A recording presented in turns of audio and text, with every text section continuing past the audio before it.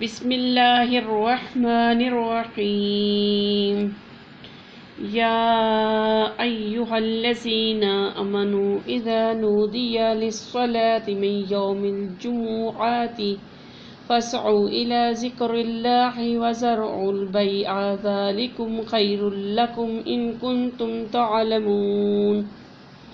اے ایمان والو، جب جمعہ کے دن جمعہ کی نماز کے لیے اذان دی جائے تو فوراً اللہ کے ذکر یعنی خطبہ نماز کی طرف تیزی سے چل پڑو، خرید و فروخت یعنی کاروبار چھوڑ دو، اور یہ تمہارے حق میں بہتر ہے۔